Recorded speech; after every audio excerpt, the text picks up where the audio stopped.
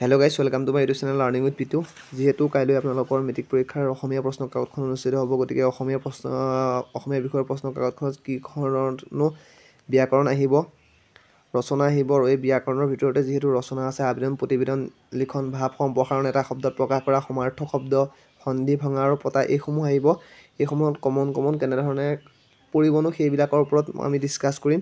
প্ৰথমতেই আমি সন্ধিসমূহৰ ওপৰত, সন্ধি ভঙা আৰু পতাৰ ওপৰত আহিছোঁ। 2016 চনৰ পৰা 2023 চনলৈকে দেখক, হিমালয়, বিদ্যালয়, নমস্কাৰ, এইবিলাক আহিছিলে। তৃষ্ণাটো যথাৰ্থ অতীন্দ্ৰিয়, এইকেইটা চাব আপোনালোকে। ইয়াৰ ভিতৰৰ পৰাই কমন পৰিব, অইন বিশেষ একো চাব নালাগে। ইয়াৰ পিছত আমি ডিছকাছ কৰিম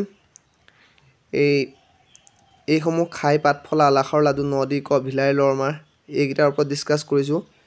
এইকেইটা হৈছে জতুৱা ঠাঁচ, এইকেইটাত মই দি দিছোঁ 21, 22, 23, 24 আৰু 25। যিকেইটা আছে আপোনালোকে লিখি ল'ব, স্ক্ৰীনশ্বট মাৰি ল'ব। এইকেইটাৰ ওপৰতেই আহিব, অইন একো নাহে। চ' বিপৰীতাৰ্থক আৰু সমাৰ্থক শব্দ চাওক, এইখিনি বেছি নাই, আপোনালোকে চাই ল'ব, স্ক্ৰীনশ্বট মাৰি ল'ব। সমাৰ্থক শব্দও এইকেইটা আছে, মই দেখাই দিছোঁ। ইয়াৰ পৰাই কমন পৰি যাব, আপোনালোকে স্ক্ৰীনশ্বট মাৰি ল'ব। তাৰপিছত আছে এটা শব্দত প্ৰকাশ কৰা। এটা শব্দত প্ৰকাশ কৰা মই 2018 পৰা দিছোঁ।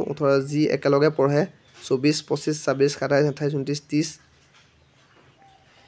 তাৰপিছত আছে 31, 32, 33, 34, 35। এইকেইটাই আপোনালোকে চাব, আৰু ইয়াৰ পৰা কোনো আৰু অইন নাহে, কমন দিছোঁ। তাৰপিছত ভাৱ সম্প্ৰসাৰণ, প্ৰতিবেদন আৰু আবেদন লিখন। আবেদন লিখনটো পাৰিবই, ছুটি বিচাৰি আবেদন। ভাৱ সম্প্ৰসাৰণতো কেনেধৰণৰ প্ৰশ্ন আহিব তাৰ ওপৰত মই কৈছোঁ। ৰাইজে নখ জোকাৰিলে নৈ বয়, 9, 14 আৰু 23ত আহিছে। লাগি থাকিলে মাগি নাখায়, এইটো আহিছে 12, 15, 17, এইবাৰ অহাৰ চান্স আছে। তাৰপিছত পঢ়াই পঢ়ে ৰৈ পাণ, এই তিনিয়ে নিশ্চিন্তা, এইটো চাব পাৰে, 16ত আহিছে। তাৰপিছত ক বুলিব নোৱাৰে, ৰত্নাৱলী পঢ়ে আৰু কথাত কথা যায়, কথাত বঁটা পায়, এইকেইটা চাব ভাৱ সম্প্ৰসাৰণ কৰাত। তাৰপিছত প্ৰতিবেদনত আহিব কেনেকুৱা ধৰণৰ, তাৰ ওপৰত মই কৈ দিছোঁ। এইটো হৈছে তোমাৰ বিদ্যালয়ৰ ছাত্ৰ ছাত্ৰীৰ পুথিভঁৰালৰ অভাৱৰ বাবে কি অসুবিধা হৈছে তাক জনাই তোমাৰ বিদ্যালয় প্ৰধানলৈ এখন আবেদন লেখা। আবেদন এইখন আছে, বানপানীৰ বাবে তোমাৰ অঞ্চলৰ বিদ্যালয়ৰ ঘৰ দুৱাৰ আচবাব নষ্ট হৈছে, তাৰ মেৰামতিৰ কাৰণে স্থানীয় বাতৰি কাকতৰ সম্পাদকলৈ এখন প্ৰতিবেদন লেখা। এইখন চাব। আৰু 15 চনত, এইটো 2019 চনত আহিছে, বৰ্তমান অসমৰ বিদ্যালয়বোৰত শিক্ষা পৰিৱেশ কেনেধৰণৰ উল্লেখ কৰি সেই পৰিৱেশৰ শীঘ্ৰে অধিক উন্নত কৰিবৰ বাবে চৰকাৰৰ দৃষ্টি আকৰ্ষণ কৰিবৰ বাবে স্থানীয় বাতৰি কাকতৰ সম্পাদিকালৈ এখন প্ৰতিবেদন লেখা। এইখন চাব। ৰচনা মই কমন দি দিছোঁ। তোমাৰ প্ৰিয় গ্ৰন্থ চাব, 8 নম্বৰটো আছে, 98, 2000 চনত আহিছে, এনেকৈ আহি আছে, 2022লৈকে আহিছে। গতিকে তোমাৰ প্ৰিয় গ্ৰন্থখন অতি গুৰুত্বপূৰ্ণ। তোমাৰ জীৱনৰ লক্ষ্যখন নালাগে, তোমাৰ প্ৰিয় গ্ৰন্থখন দৈনন্দিন জীৱনত বিজ্ঞানৰ প্ৰভাৱ, প্ৰিয় গ্ৰন্থ, প্ৰিয় সাহিত্যিক চাব। অসমৰ প্ৰাকৃতিক সম্পদ 2022 চনলৈকে অহা দেখা পোৱা গৈছে, বহুত গুৰুত্বপূৰ্ণ। তোমাৰ প্ৰিয় এগৰাকী সাহিত্যিক, মই কৈছোঁৱেই, চাব। তাৰপিছত আছে অসমৰ কুটিৰ শিল্পৰ ওপৰতো আপোনালোকে চাই যাব, আৰু স্কুল আলোচনী আৰু ইয়াৰ উপকাৰিতা, এইকেইটা চাব। অসমত কাৰিকৰী শিক্ষাৰ ব্যৱস্থাটো চাই যাব, আৰু ছাত্ৰ ছাত্ৰী আৰু জীৱন সেৱা, এইকেইখন ৰচনা চাই যাব।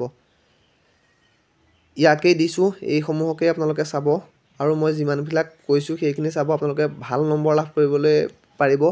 আৰু আপোনালোকৰ পাঠ্যপুথিৰ যিবিলাক ভাৱ বিষয়ক বুলি যিবিলাক প্ৰশ্ন আছে, সেই প্ৰশ্নকেইটা মানে ইউনিটটোৰ লাষ্টত যিকেইটা প্ৰশ্ন আছে সেইকেইটা চাব। আৰু কমন যিসমূহ প্ৰশ্ন আছে পূৰ্বৱৰ্তী বছৰত আহি যোৱা, সেই প্ৰশ্নসমূহ মই গধূলা সময়ত মই ডিছকাছ কৰিবলৈ চাম। গ্ৰামাৰৰ খাতিকে এইখিনিকে চাব, অইন বিশেষ চাব নালাগে, কমন ইয়াৰ পৰাই পাই যাব। আজিলৈ ভিডিঅ'টো ইমানেই। যদি সেই ভিডিঅ'টো চাই ভাল পালে ভিডিঅ'টো লাইক কৰি দিব, চেনেলটো নতুনকৈ আহিছে যদি চেনেলটো ছাবস্ক্ৰাইব কৰি দিব। আৰু আপোনালোকে এক্সাম দি আহিব, এক্সাম দি অহাৰ পিছত মোৰ এই ভিডিঅ'টোত কমেণ্ট বক্সত কমেণ্ট কৰি জনাব যে আপুনি দিয়াকেইটা কমন আহিছেনে নাই। মই ভিডিঅ'টো কমেণ্ট বক্স অ'পেন কৰি থ'ম, আপোনালোকে জনাবহি। 110% মই গেৰাণ্টি দি কৈছোঁ যে এইকেইটা প্ৰশ্ন পৰীক্ষাত আহিবই। আজিলৈ ভিডিঅ'টো ইমানেই, ধন্যবাদ।